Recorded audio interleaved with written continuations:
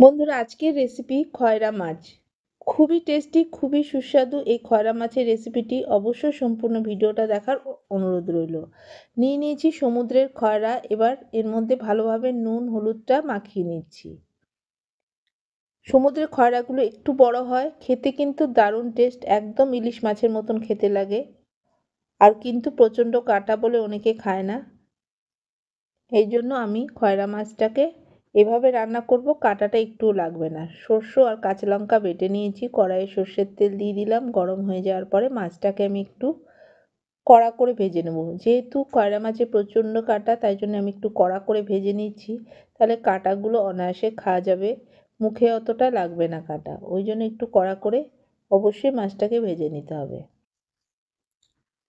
মাছটা ভালো করে কড়া করে ভেজে নেওয়ার পরে আমি এবার মাছটাকে তুলে নেব।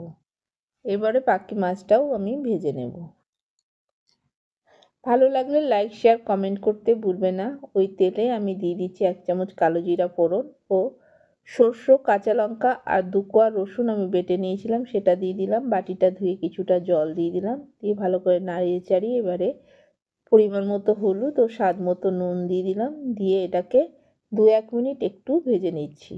বেশি ভাজলে কিন্তু টেস্টটা ভালো হবে না, তাই জন্য একটুখানি নাড়াচাড়া করে ভেজে নেওয়ার পরে এখন আমি এর মধ্যে দিয়ে দেব পরিমাণ মতো জল। আর বেশি ভাজবো না, তাহলে সর্ষের একটা আলাদা যে একটা গন্ধ থাকে সেটা চলে যাবে, কিন্তু টেস্টটা সেরকম লাগবে না বেশি ভেজে নিলে। দিয়ে এবার জলটাকে দিয়ে এবারে কিছুক্ষণ রেখে দিলাম। ভালো করে গ্রেভিটা ফুটে ওঠার পরে ভেজে রাখা খয়রা মাছগুলো এখন আমি এর মধ্যে এক এক করে দিয়ে দেব।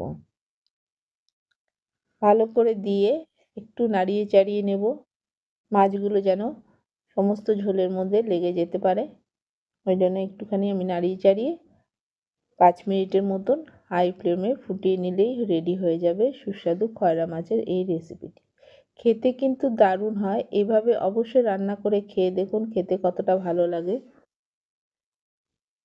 দেখুন এবার গ্রেভিটা অনেকটাই ঘন হয়ে গেছে। এবার আমি এটাকে গ্যাসের ফ্লেমটাকে অফ করে দেব। আমার রান্না কমপ্লিট। ব্যাস, দুপুরবেলা গরম ভাতে এরকম যদি খয়রা মাছের একটা রেসিপি হয় তাহলে কিন্তু দুপুরে খাওয়াটা কিন্তু খুবই ভালো হবে। অবশ্যই ট্রাই করবেন, খেয়ে দেখুন কত ভালো লাগে, আর কমেন্ট করে জানাবেন আপনাদের রেসিপিটা কেমন লাগলো। শীতকাল এখন, বাইরে প্রচণ্ড ঠান্ডা। ভালো থাকবেন, সুস্থ থাকবেন।